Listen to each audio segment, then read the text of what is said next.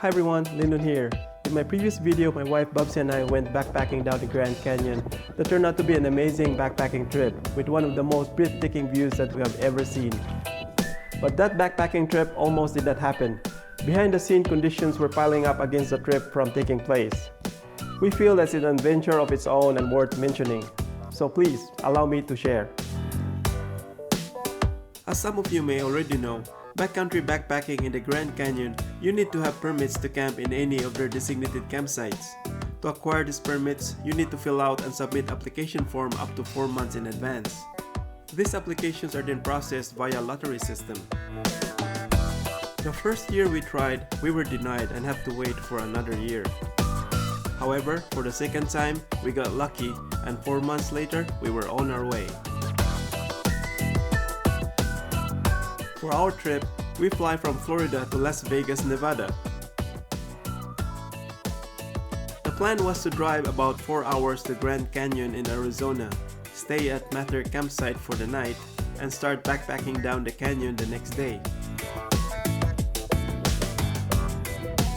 The drive from Las Vegas was full of excitement. We have more than enough time to reach our campsite and prepare our gears for next day's hike. The weather was perfect and the desert views were just phenomenal. The roads were even smooth up until we reached the state of Arizona. Unknown to us, a long stretch of Interstate 40 to Grand Canyon was littered with potholes, so bad that it blew up one of our tires. We replaced our blown out tire with a spare and headed to the nearest town for repair. Now, the nearest town was Seligman, which is 30 miles away. We drove with a donut spare tire and hazard lights for more than 30 minutes amongst fast-moving semis, and we reached Seligman only to find out that the repair shop was closed. We have no choice but to proceed to the nearest city of Williams, which is another 40 miles away. We were advised that they have 24-hour tire shop service. We drove there for an hour and were dismayed to know that they were closed and don't have 24-hour service.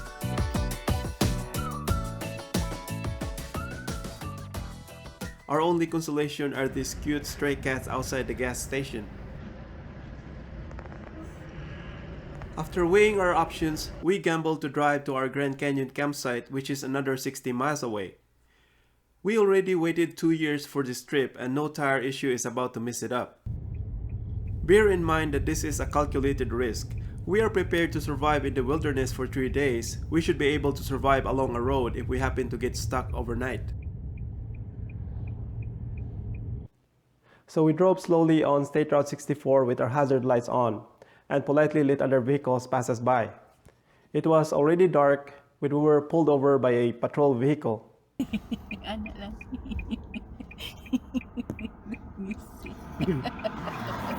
As I was explaining to the female officer why we're slow, she politely replied, "I did not pull you over for your speed. Your vehicle doesn't have a tag." Wait, what? Only then we recalled our vehicle didn't have a plate, only a piece of document taped on the windshield when we drove it off from the rental. Something they allow in Vegas but not in Arizona, the sheriff explained. And we also have a flat tire, and we just replaced it with a spare tire. So we were slowing down, and then the cops somehow noticed it, and then also noticed that we don't have a tag. So first time. should be good. She eventually let us on our way and advised us to call the company and have it replaced.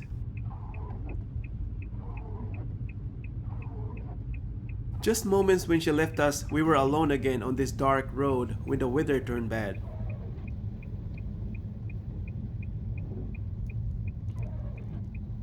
Snow started to cover the road and the visibility got worse.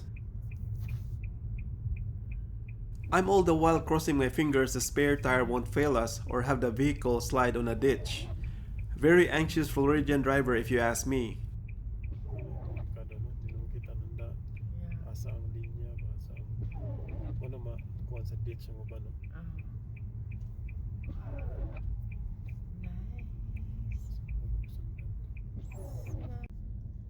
As we neared the area, we managed to follow a few vehicles to the campground.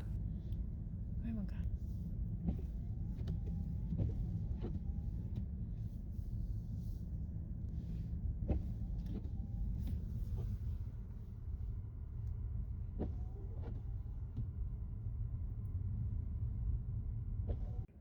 Reaching the campsite, it was clear that it had been snowing for a few days now. Snow accumulation around the campsite can be seen.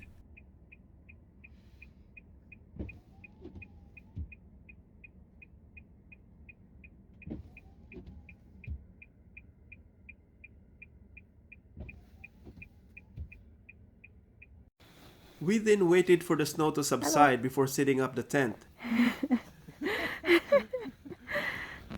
not knowing if we could still carry out our backpacking trip the next day with the problems piling up.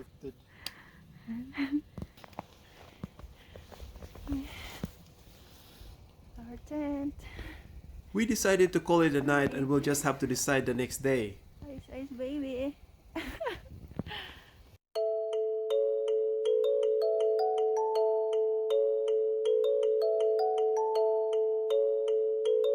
The next morning was very peaceful. Bubsy slept like a baby while I only have a few hours of sleep. Anxiety kept me awake, not knowing the day ahead.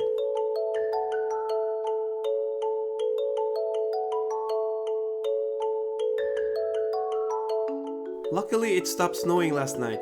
There was snow but not enough from keeping us from driving out the campsite. We then packed up our tent and headed on our way, but not until the first vehicle cleared the campsite road for us.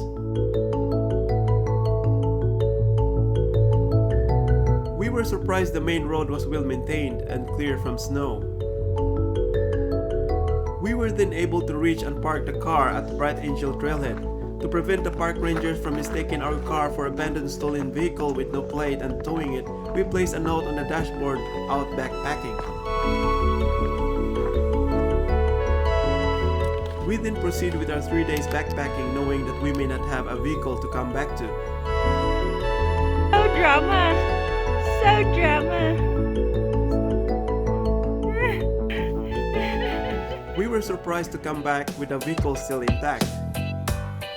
If you are not familiar with Grand Canyon National Park, you have Grand Canyon Village, a small community dedicated in accommodating tourists visiting the canyon.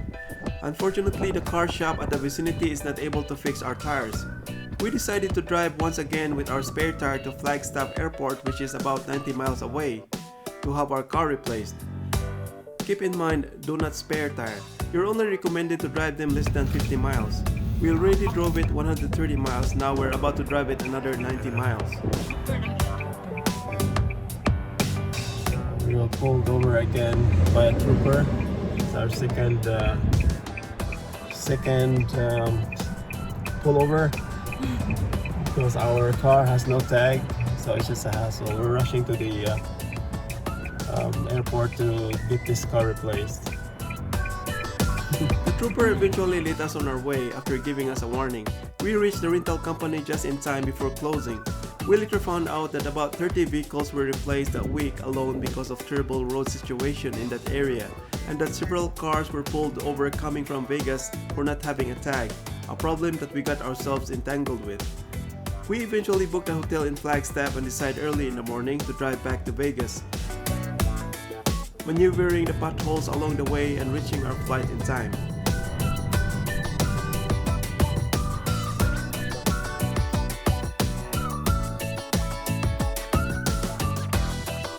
So the whole story is based on taking risk, calculated risk. How far are you willing to go to grab that opportunity?